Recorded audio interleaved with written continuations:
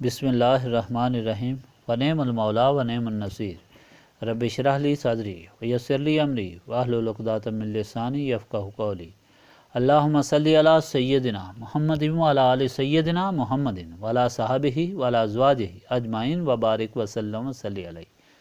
الحمدللہ، اللہ تعالیٰ جل جلالہ کا لاکھ لاکھ شکر ہے کہ مالک الملک نے آج پھر ہمیں اپنی رضا کے لیے اپنی یاد میں محبت میں یہاں جمع ہونے کی توفیق اور موقع عطا فرمایا۔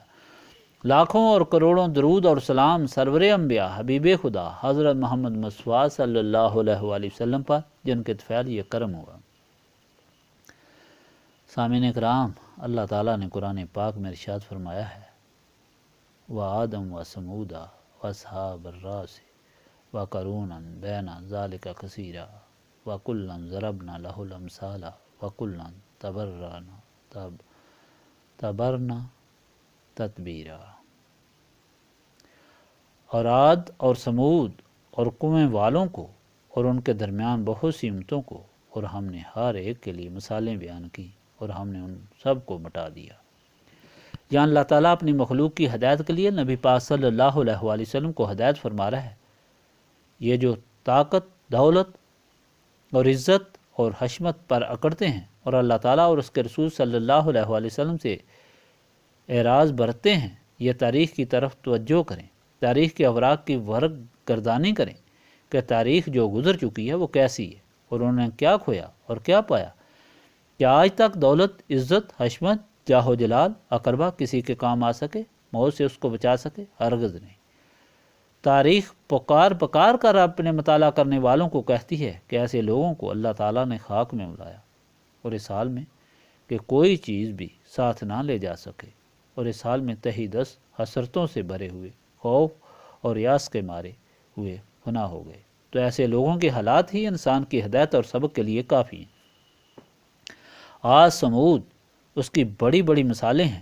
یہ تو وہ قومیں ہیں جو اپنی شان و شوکت میں مصروف تھیں اور تکبر اور غرور کی وجہ سے عیش و عشرت کے بغیر انہیں کوئی چیز بھاتی ہی نہ تھی، لیکن عذاب جو نازل ہوا وہ بھی عبرتناک ہی تھا کہ شہروں کے شہر بما محلات زیورات زمین دوز ہو گئے، آگ اور پتھروں کی ان پر بارش ہوئی، اور اس طرح عذاب عظیم میں گرفتار ہو کر آنے والی نسلوں کے لیے سبق بن گئی۔ ان لوگوں سے پہلے بھی ایسے عمل والوں کا یہی حال ہوا، مگر اس سے بھی انہوں نے کوئی سبق نہ سیکھا۔ نوح علیہ السلام اور حضرت لوط علیہ السلام اور ان کے پیروکاروں کو ساتھ جو ان لوگوں نے سلوک کیا وہ نہایت ظالمانہ اور متکبرانہ تھا، لیکن ان کو اس کی سزا بھی دی گئی جس سے ان لوگوں نے سبق نہ لیا، بلکہ ان کے تکبر اور غرور میں اضافہ ہوا۔ یمن کی سرزمین پر افواج کا قبضہ تھا، اس میں اللہ تعالیٰ نے اپنے نبی کو ہدایت کے لیے بھیجا تو ان ظالموں نے اللہ تعالیٰ کے بندے کو بھون کر کھا لیا۔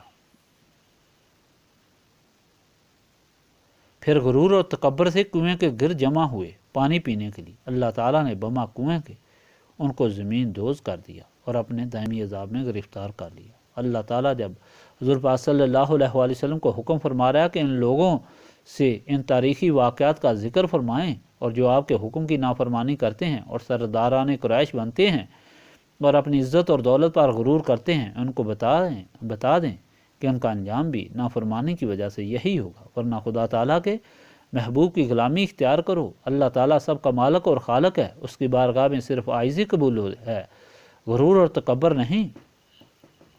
حدیث شریف میں آیا کہ جو سب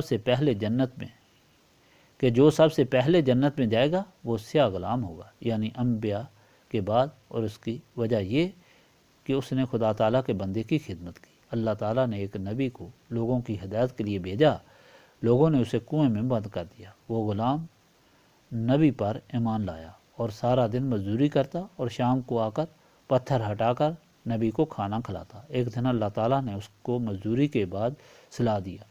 7 سال سویا ہی رہا، پھر جاگا تو پھر 7 سال سو گیا، پھر جاگا تو کھانا لے کر گیا، اور اس نے سمجھا کہ میں ابھی سویا تھا اور ابھی جاگ گیا ہوں۔